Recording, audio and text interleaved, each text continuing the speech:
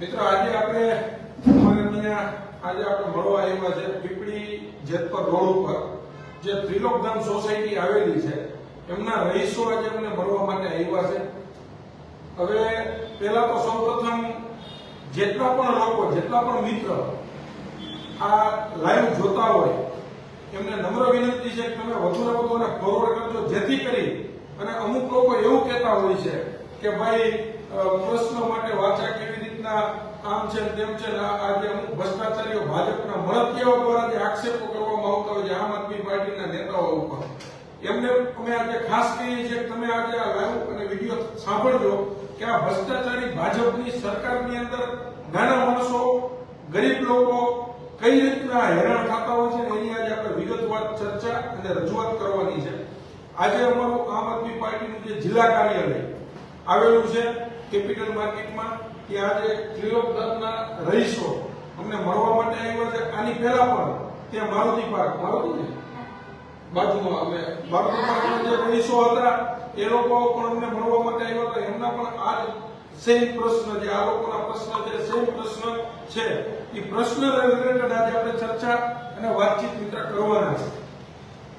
તો સૌપ્રથમ બહુ વિચારવા જેવી વસ્તુ છે કે જે કોઈ પણ જેતપર રોડ ઉપર જે સોસાયટીઓ બધી આવેલી છે એ સોસાયટીઓમાં નાના લોકો કે જે બિચારા માન મજૂરી કરી અને પોતાનું ગુજરાત ચલાવતા હોય છે, આવા લોકો દ્વારા ત્યાં મકાનો લેવામાં આવ્યા, આ વેચાણ કરી નાખ્યા કોઈ જાતની સુવિધા વગર, નહીં રોડની સુવિધા, નહીં રસ્તાની સુવિધા, નહીં ગટરની સુવિધા, કોઈ જાતની સુવિધા વગર એ લોકોએ આ જે પ્લોટ હતા એ જે તે કોન્ટ્રાક્ટરોને 2 પ્લોટ 5 પ્લોટ 10 પ્લોટ આ રીતના ભાગે પડતા પ્લોટ વેચી અને પ્લોટિંગ કરનારા જે બિલ્ડરો હતા, પ્લોટિંગ કરનારા જે લોકો હતા એને એના પૈસાની અંદરથી કાઢી લીધા। કોઈ પાસેથી 2 લાખ રૂપિયા લેવામાં આવ્યા છે, 3 લાખ રૂપિયા રોકડા લેવામાં આવ્યા છે, પછી મકાનનો દસ્તાવેજ કરી દીધો, પછી કરી દીધો ને, પછી 3 લાખ રૂપિયા રોકડા લઈ અને 12 લાખની લોન બનાવી દીધી। 12 લાખની લોન કેના ઉપર કરી દીધી એ મકાન લેવાવાળા નથી જાણતા, નથી ત્યાંના કોઈ સરપંચોને ખબર, કોઈ વ્યક્તિ જાણતું નથી। હમણાં અત્યારે જે માજી આવ્યા છે આપણે એમની વેદના તમને હમણાં સંભળાવશું, પણ એ પહેલા તમને એક નાનકડી ટૂંકી વાત કરી દઉં કે વિચાર કરો તમે આ રીતના જો ગરીબ લોકો સાથે, વંચિત લોકો સાથે, કારણ કે આ બિચારા તો મહેનત મજૂરી કરીને પોતાનું ગુજરાન ચલાવવાવાળા માણસો છે, એની એક એવી આશા અપેક્ષા હોય કે એની વર્ષોથી આ જે મરણમૂડી હોય એ મરણમૂડી ભેગી કરી અને એક મકાન બનાવી તો એમના પેટે પાટા બાંધી અને જે મહેનત મજૂરી કરી એમના દીકરા દીકરીને કામ આવે, એટલા માટે થઈને આ લોકોએ બિચારાએ પેટે પાટા બાંધીને મકાનો લીધા, 15-15 લાખના મકાન લીધા, કોઈ જાતની સુવિધા નહીં, નહીં ગટર, નહીં રોડ રસ્તા, કોઈ જાતની સુવિધા નહીં, અને દસ્તાવેજ કરી દીધા તો માત્ર ને માત્ર ખુલ્લા પ્લોટના દસ્તાવેજ કરીને આ લોકો વયા ગયા, અને ખુલ્લા પ્લોટના દસ્તાવેજ કરી દીધા એની ઉપર પણ બેંકોએ લોન આપી દીધી।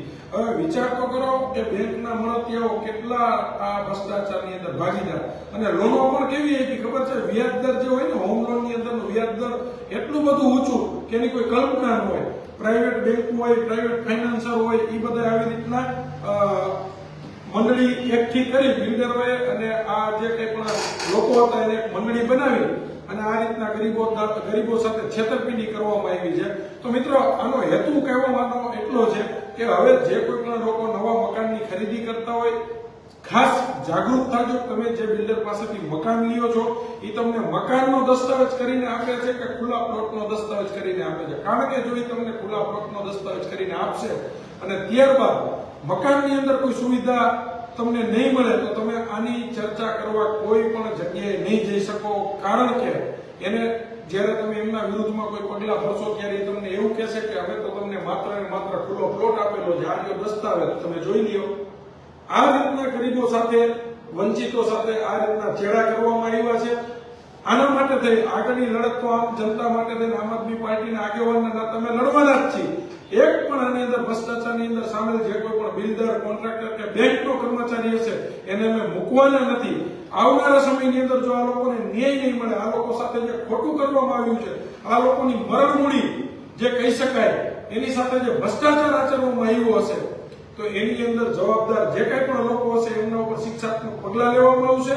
એમને 1% એમને મૂકવામાં નહીં આવે। તમે હવે જુઓ મિત્ર, અમે તમને જણાવીએ છીએ, અમે તમને દેખાડીએ છીએ કે જે કંઈ પણ શોષિતો, જે કંઈ પણ આજે લોકો અમને મળવા માટે આવ્યો કે આપણે સ્થાનિકો પાસેથી વાત સાંભળીએ. તમે જુઓ હવે.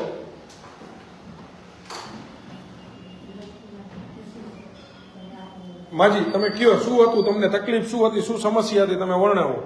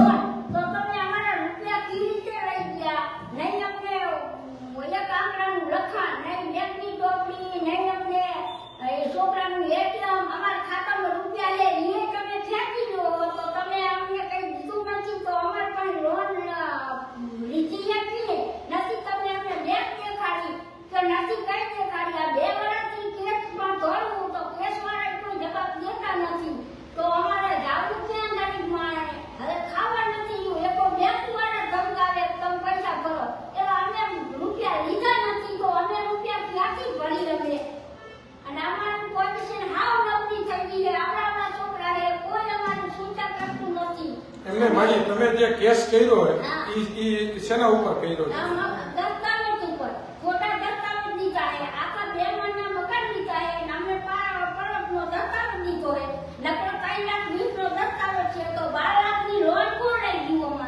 બરાબર. 3 લાખ નો કે અમે 3 લાખમાં દઈ દીધું હે, અમારે કઈ લાગતું નથી, તો અમારી લોન કોણ લઈ ગયું હે, તો અમે રૂપિયાની શીના ભરી. આ માજીનું કહેવાનું એવું છે કે દસ્તાવેજી લોકોએ કરી દીધો છે, 2.5-3 લાખનો કરી દીધો છે, એની ઉપર બેંકોએ 12 લાખ રૂપિયાની લોન આપી દીધી છે. તો આ બેંકોને અમારે એવું પૂછવું છે કે આ બેંકના જે કંઈ પણ સાહેબો રહ્યા એને જે આ લોન આપી છે, તો આ લોન આપી કયા આધાર પુરાવા ઉપર? સાચી વાત ને માજી? બરાબર. આ માજીનો સવાલ છે. હવે આપણી યારે ભાઈ છે, ભાઈને પૂછો. આ બેને જે લોન લીધીનો કેસ આવે છે અને એ કેસ બાબતે હોમપસ વાળાને મળવા ગયા, તો હોમપસ વાળા એમ કહે છે કે તમે લોન લીધી છે, તો લોન લીધી છે બરોબર છે, પણ ક્યાં આધાર પર લોન લીધી છે? ખાલી પ્લોટ લેવા માટે કે મકાન બનાવવા માટે કે આખું મકાન ખરીદવા માટે? અમને એ પૂછવા નહીં કે તમે લોન લીધી છે. જજ સાહેબ એમ કે તમે લોન લીધી, લોન ભરો, પણ લોન મેં ભરો ત્યાં છે, પણ અમારે જે મકાનના કમ્પ્લીશન નથી, મકાન આવું ડેમેજ છે, કઈ પણ કોઈ મરીએ કેની જવાબદારી? અમે વીમો પણ ભરી છીએ, પણ વીમો અમારો કઈ રીતે પાસ થાય? જે મકાનનું કમ્પ્લીશન પંચાયતમાં 4 વર્ષથી ચાલ્યું નથી. હવે મકાન બની ગયું છે, પછી જે ક્લીન સિટીનો દસ્તાવેજ બનાવવામાં આવ્યો છે, તો કયા આધારથી મકાન બની ગયા પછી ક્લીન સિટીનો દસ્તાવેજ કેવી રીતે બને?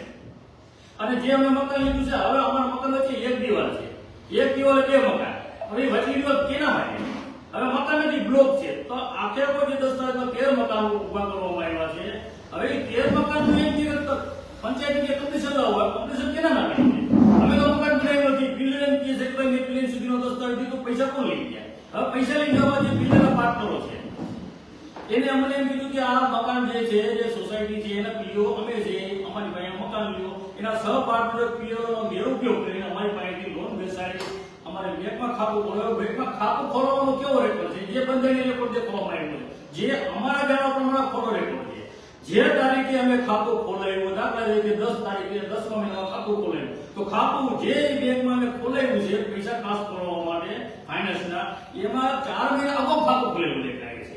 તો જેને મજા આવી છે બંધારણમાં જેવી તારીખ ટાઈમ નાખવામાં આવ્યા છે, અમારી પેલા સાઈન લઈ લીધી, અમારે વિશ્વાસઘાત થયો છે. પોલીસ સ્ટેશનમાં જતા હતા, મારા એફઆઈઆર લેતા નહોતા, કેટલી અમે અસંખ્ય એફઆઈઆર અને અરજીઓ કરવામાં નિષ્ફળતા મેળવી છે. અને પોલીસ સ્ટેશનની અંદર જે લીગલ વકીલની કેટલી અસંખ્ય અરજી, અંતે ફોજદારી કેસ લીધો, દિવાળી કેસ બંધ, ફોજદારી કેસ લીધો, અસંખ્ય આવી રીતે અત્યાચારો અમારી માટે થયા છે. તો હવે આ મકાનનું કમિશન કેના નામે છે? જે રેડીમેડ મકાન હોય તો બરોબર છે, આપણે માનીએ, આ તો 13 મકાન જોડેલા છે, એમાં બ્લોક છે. હવે બ્લોકની લોન એને બેસાડેલી છે. તો હવે અમે અપર વ્યક્તિ છે, અમને આમાં ખબર પડતી નથી. પંચાયતમાં તલાટી એમ કહે છે તમે કમ્પ્લીશન લઈ આવો, 2 નંબરનું ફોર્મ લઈ આવો. હવે પ્રીન સિટીનો દસ્તાવેજ છે, 2 પાસનો મારો દસ્તાવેજ છે, તો આ જે મકાનની 15 લાખ રૂપિયાનું જે વહીવટ ખાતો કેવી રીતે થયો છે? હવે બેંક વાળાએ અડધા પૈસા મારી જે દસ્તાવેજ બનાવ્યો છે પ્રિન્ટ સુધીનો, એમાં 2-5 કાપ્યા, પછી એમાંથી 12 લાખમાંથી કટિંગ કરી અને મારા ખાતામાં નાખ્યા. જેનું મકાન હતું એને પૈસા દેવાના હતા, પણ વિગત ઊંચા પાકી. જે વ્યક્તિ હતો, જે પાવર નંબર વગરનો વ્યક્તિ હતો, એ મારી પાસેથી એટીએમ કાર્ડ લઈ ગયો, પૂરા ચેક લઈ ગયો અને મારા ખાતામાંથી હોમ પાસે નાખેલા પૈસા ઇન્ડસ્ટ્રીયલ બેંકમાંથી એને ઉચ્ચાપાત કરી લીધી છે. અને એના પણ મારી પાસે નથી, કારણ કે એ તો બહુ શિક્ષિત વ્યક્તિ છે. બાબા સાહેબે કીધું કે ભણેલા ગણેલા લોકોએ આ સમાજને નંબર લીધો છે. બાબા સાહેબ એટલે કહી ગયા કે ભણાઈ ગયેલા શિક્ષિત વ્યક્તિએ આ ગરીબ લોકોનું શોષણ કર્યું છે. તો આ ભણેલા તમને બનાવી બસ. એ ગરીબ માણસ મજૂરી કાળી મજૂરી કરે, પછીનું શું હોય છે તો એમાં અધિકાર તો નહીં દેતા નથી. હે, આ કઈ પ્રકારની વ્યવસ્થા છે? કોર્ટમાં કેસ અમારો ચાલુ છે. હવે કોર્ટમાં અમે ધક્કા ખાઈ થાકી ગયા. આટલી તારીખો નહીં આવી ગયા હતા, તો જે લીગલ વકીલ છે કે તમારા મફતમાં નહીં લેવો છે ને તમે જે આવી રીતે વર્તન કરો છો કે જાઓ તમે નહીં દેવો નહીં આવે, ત્યાં અમે કોર્ટનો કોઈ વિષય નહીં લેવા થાકી ગયા છે. આ બાબતે અમને ન્યાય દેવો. માજી, હવે તમે આ વાત રહી એની રજૂઆતો અત્યાર સુધીમાં ક્યાં ક્યાં કરી દીધી? તો પોલીસ ચોકીએ ગયા, પછી મામલતદારમાં ગયા, પછી હાઈકોર્ટમાં જઈ, છેડે જતા આપણા સંઘવી સાહેબ આવ્યા. ઈ મળી. ઓકે, હર્ષભાઈ સંઘવી આવ્યા તેને મળ્યા હતા? હા, ઈ સંઘવી સાહેબને મળી, તોય કઈ મને ન્યાય મળ્યો નહીં. તો છેડે ખબર પડી કે આ ઓફિસે ન્યાય મળશે તો હું આ ઓફિસે આજ આવી સૌ નથી. કોર્ટવાળા જવાબ દેતા મકાનમાં રહેવું થાતું નથી. છેડે આ પાર્ટીને મેં સંભાળી છે કે આ પાર્ટીવાળા મારો ન્યાય કરી દેશે. અમારા ઘરનો ન્યાય કરો. અમારા મકાનનો ન્યાય કરી દેશે. અમે મકાન લીધું એ અમારા મકાનમાં રહે એવી પોઝિશન નથી. અમારા ઘરમાં કોઈ જાતની સુવિધા નહીં, રોડમાં નહીં, ક્યાંય પણ નહીં. અને અમારા દસ્તાવેજે પણ નકલી બનાવી દીધા છે. અમે પૈસા ભરી તોય દખ અને ના ભરી તો અમારા ઘરે સીલ મારવા આવે, પોલીસ વાળા લઈને આવે સીલ મારવા. તો અમે કઈ રીતે જિંદગી જીવી? કઈ રીતે જિંદગી જીવી? અમે પૈસા ભરી તો ન રહી હતી અને ના ભરી તોય રહી હતી. અમે કેવી રીતે કરી? અમારા નાના નાના છોકરા મારા આના પપ્પા નથી. અમે આ કેટલા વર્ષથી અમે બે માણસ અલગ રહેવી હે, અમે નાના નાના છોકરા લઈ અને અમારા જિંદગી કાઢી. અમે રૂપિયા ભર્યા અને હવે આ લોકો અમને જવાબ નથી દેતા. હવે મિત્ર, જો આની અંદર આ જ રીતના જો લોકો પાસેથી શોષણ કરવામાં આવે અને બેંકો દ્વારા આ જ રીતના ભ્રષ્ટાચાર આચરીને આવી રીતના છેતરપિંડી કરવામાં આવે, કારણ કે આ લોકોનો જે દસ્તાવેજ છે એ દસ્તાવેજ 2.5-3 લાખ રૂપિયાનો દસ્તાવેજ કરી દીધો છે, ખુલ્લા પ્લોટનો દસ્તાવેજ કરી દીધેલો છે. આ લોકોને 12 લાખની લોન બેંકે સેટલમેન્ટ કરી અને લોન આ લોકોને કરી અને આ લોકોને મકાન આપી દીધું. ભાઈ તમારે આટલા વર્ષ સુધી હપ્તા ભરવાના. માજી કેટલા વર્ષના હપ્તા? 20 વર્ષ. માજીને એટલું કીધું 20 વર્ષ સુધી તમારે હપ્તા ભરવાના. કેવડો હપ્તો ભરવાનો? 14,000. 14,500 નો કીધો તો અત્યારે 15 ને ઉપર 500 ચૂકે છે. ઓકે, માજીનું કહેવાનું એવું છે 14,500 નો હપ્તો ભરવાનો કીધો તો 20 વર્ષ સુધી હપ્તા ભરવાના. આ રીતના નાના માણસને તમે વિચાર કરો, 14,500 નો હપ્તો એટલે 12 મહિને રૂપિયા કેટલા થયા? 12 મહિને ગુણ્યા 20 કરોડ રૂપિયા કેટલા થયા? હિસાબ કરો. 1,80,000. એક જ મિનિટ, આ જે મકાન છે ને ત્યાં કેલ્ક્યુલેટર તમને આનો હિસાબ કરીને સમજાવી. માજી કેટલા રૂપિયાનો હપ્તો દર મહિને ભરવાનો કીધો? ઈ નહીં, પહેલા તમારો હપ્તો કેટલા રૂપિયાનો હતો? ખેતથી ને 15 ભર્યા છે. 14,500 નો મને ગરીબ માણસ તમને 14,500 કીધા હતા ને? મેં બધાના હપ્તા 14,500 ના હે ને? મિત્ર જોજો, 14,500 નો દર મહિને હપ્તો એને ગુણ્યા 12 એટલે 1,74,000 રૂપિયા મહિનાના, સોરી વર્ષના થયા. કેટલા વર્ષની લોન માસિક કરી દીધી?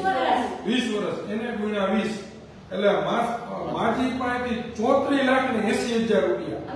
34,80,000 રૂપિયા 20 વર્ષે આ માજી ચૂકવે. સાંભળજો. પછી તમારી પાસે રોકડા કેટલા લીધા? 3 લાખ રોકડા લીધા. 34,80,000 પ્લસ 3 લાખ એટલે 35 પ્લસ 3 38 લાખ રૂપિયામાં આ માજીનું મકાન જે છે ને એ 20 વર્ષે છૂટું થાય. 38 લાખ રૂપિયાનું મકાન, એની અંદર માત્ર દસ્તાવેજ 3 લાખ રૂપિયાનો. 3 લાખ રૂપિયાનો દસ્તાવેજ, એની ઉપર 12 લાખની લોન. પેલા તો સમજવાનું જે રીતના છે કે આ લોન આવડી મોટી આ બેંકે કરી કેવી રીતે દીધી. સામાન્ય માણસ લોન લેવા માટે જાય તો બેંક એમ કહે છે તમારો દસ્તાવેજ રૂપિયાનો છે આની ઉપર વધીને 12 લાખની 13 લાખની લોન બેસે બરાબર વધીને 15 લાખની લોન બેસે એ દસ્તાવેજ એના કરતા દોઢી લોન બેસે પણ માજીનો દસ્તાવેજ 3 લાખ રૂપિયાનો અને લોન વ્યાજ દીધી 12 લાખ રૂપિયાની 4 ગણી લોન માજીને વ્યાજ દીધી વિચાર તો કરો દસ્તાવેજ ઉપર 4 ગણી આવી કોઈ બેંક હોય તો આવી લોન તો અમારી જોઈ છે મિત્રો એટલે આ રીતના બેંકના જે કઈ પણ કર્મચારીઓએ મિલી ભગત કરી અને આ લોકોને છેતરવા માટેનું જે ષડયંત્ર રચેલું હોય એમને અમે આવનારા સમયની અંદર પૂરું પાડવાના છે એમાં મન મેટ નથી ત્યારબાદ આવા ભ્રષ્ટાચારીઓ જે બિલ્ડરો છે કે જેને ગરીબોના પેટ ઉપર પાટું મારવા માટેના જે પ્રયાસો કર્યા છે એમને આવનારા સમયની અંદર નામ જો ખુલ્લા પાડવામાં આવશે કારણ કે હવે વિચાર કરો આ લોકોને સુવિધા ન મળે આ લોકો પંચાયત પાસે જાય પંચાયતના સરપંચ બિચારા સાચા છે તલાટી સાચા છે કારણ કે એમ કે ભાઈ તમારા જે તે બિલ્ડરો છે એમને રોડ રસ્તાના રાજીનામા અમને સોંપેલા નથી હવે જ્યાં સુધી બિલ્ડરો હોય કે સોસાયટી બનાવનારા જે કંઈ પણ માણસો હોય એ લોકો જ્યાં સુધી રોડ રસ્તાના રાજીનામા ન આપે ત્યાં સુધી પંચાયત એની અંદર વેરો ન ઉઘરાવી શકે પંચાયત વેરો ન ઉઘરાવે એટલે પંચાયત કોઈ સુવિધા આપે નહીં એ તો દેખીતી વાત છે હવે આ રીતના ગરીબોનું શોષણ બેની વચ્ચે થાય છે તમે વિચાર કરો કે વેરો જો ભરવામાં ન આવતો હોય ગરીબો પાસેથી શોષણ કરવામાં આવતું હોય એમની પાસેથી વેરો ઉઘરાવવામાં નથી આવતું શું કામ કે રોડ રસ્તાના રાજીનામા આ લોકોએ લીધા નથી રોડ રસ્તાના રાજીનામા બિલ્ડરો એટલા માટે નથી આપ્યા કે ક્યાંક ને ક્યાંક બિલ્ડરો ખોટા છે એમને નથી ગટરની સુવિધા આપી નથી રોડની સુવિધા આપી કોઈ જાતની સુવિધા આપી નથી માત્ર ને માત્ર કામ કર્યું છે આ લોકોને છેતરવા માટે એના સિવાયની કોઈ સુવિધા બિલ્ડરો કોન્ટ્રાક્ટરો દ્વારા આપવામાં આવેલી નથી એટલે આવા તો ઘણા બધા ગરીબો સાથે છેતરપિંડી અને શોષણ થયેલા છે અને આવા તમામ ગરીબોને અમે તમામ આવા જે વંચિતો છે એ લોકોને અમે સાથ સહકાર પણ આપવાના છે કારણ કે માજીએ જેમ કીધું કે બિચારા દિવસથી લઈને રાત સુધી પોતે પોતાના કામ ધંધે વયા જતા મજૂરી કામ કરે છે કારખાનાની અંદર બે છેડા ભેગા કરવા માટે થઈને કાળી મજૂરી કરતા હોય અને છતાં પણ અમુક બેંકના બની બેઠેલા અધિકારીઓ દ્વારા પોલીસને ભેગા લઈને આવી અને સીલ મારવાના પ્રયાસો થાય તો આ કેટલા અંશે યોગ્ય કહેવાય મિત્રો હવે આવનારા સમયની અંદર જો આ ભ્રષ્ટાચારી ભાજપની સરકારને ભગાવવામાં જે જાગૃત માણસો જો સાથ નહીં આપે ને તો આજે ગરીબો સાથે જે છેતરપિંડી કરવામાં આવેલી છે ને આ ગરીબોની જે હાઈ છે ને એ તમારે મારે પણ ભોગવવાની થશે મિત્રો કારણ કે જે કોઈ પણ મિત્રો મારો લાઈવ સાંભળતો હોય જોતા હોય એ પણ જાણે છે કે ક્યાંક ને ક્યાંક આ બિલ્ડરો દ્વારા આ લોકો સાથે છેતરપિંડી કરવામાં આવી છે આમનો અવાજ કોઈ પણ સાથે સાંભળવા મળતો હતો કારણ કે આજે માજીએ કીધું કે પોલીસ પાસે મદદ માટે જઈ આવ્યા હર્ષ સંઘવી પાસે મદદ માટે જઈ આવ્યા ત્યાંના સ્થાનિક ભાજપના નેતાઓ પાસે હાથ લાંબો કરી આવ્યા પણ કોઈ લોકો એની અંદર મદદ કરવા માટે તૈયાર નથી શું કારણ કે આ ભ્રષ્ટાચારની જે પેનલ બેંક થી લઈ બિલ્ડર થી લઈ કોન્ટ્રાક્ટર થી લઈ અને જે ઉપર સુધી ભ્રષ્ટાચારની જે પેનલ બનાવવામાં આવેલી છે ને એ પેનલની અંદર ભાગીદાર તમામે લોકો એની અંદર ભાગીદાર છે નહીતર શું આ લોકોને વંચિતો જે છે એમને ન્યાય ન મળે ન્યાય આપવો પડે જાહેર જીવનની અંદર જો મત માંગવા માટે જવું હોય ને તો આ લોકો સાથે ખંભે ખંભો મિલાવીને ઉભો રહેવું પડે ને ન્યાય આપવો નહીં તમારી મારી ફરજ બને એટલે હવે આપણે બહુ લાંબી વાત નહીં કરીએ ગૌરવ સાહેબ બે શબ્દ તમે પણ કયો ભાઈ ગૌરવ સાહેબ બે શબ્દ કહેવા માંગે આવડું મોટું કૌભાંડ થતું હોય લોકો સાથે છેતરપિંડી થતી હોય વારંવાર રજૂઆત થતી હોય કલેક્ટરમાં રજૂઆત થતી પોલીસ ડિપાર્ટમેન્ટમાં રજૂઆત થતી હોય રાજ્યપાલ સુધી રજૂઆત થતી હોય છતાં પણ જો આ નિર્ભર તંત્ર કઈ ધ્યાન ના આપે ગરીબોની કોઈ વાત ના સાંભળે તો આની સામે આવતા દિવસોમાં આમ આદમી પાર્ટી ગરીબોને સાથે રાખી અને એની લડાઈ લડશે અને એને ન્યાય નહીં મળે ત્યાં સુધી અમારી લડાઈ ચાલુ રહેશે તંત્રને પણ આ સમયે અમે ચીમકી આપી છે કે તમે આ વિષયમાં જુઓ યોગ્ય નિર્ણય લાવો નહીં લાવો તો પછી અમે રોડ ઉપર ઉતરીશું અને પછી જે કંઈ પણ બને એની જવાબદારી જે તે તંત્રની રહેશે એ આ સમયે અમે લઈએ છીએ આ બાબતે ઘણી બધી વાત પંકજભાઈએ પીડિત લોકોએ અને બાવરા સાહેબે કરી છે કેટલું અંધેર ચાલે છે તમે જુઓ તો ખરા આ ક્યાં જઈને ઊભું રહેશે આવા પીડિતો આટલા નથી આવા હજારો માણસો પીડિતો છે અને એને જો ન્યાય નહીં મળે તો અમે આવા પીડિત લોકો સાથે ખભે ખભો મિલાવી એને સહયોગ આપશું અને દરેક ભ્રષ્ટાચારી માણસોને અમે ખુલ્લા પાડશું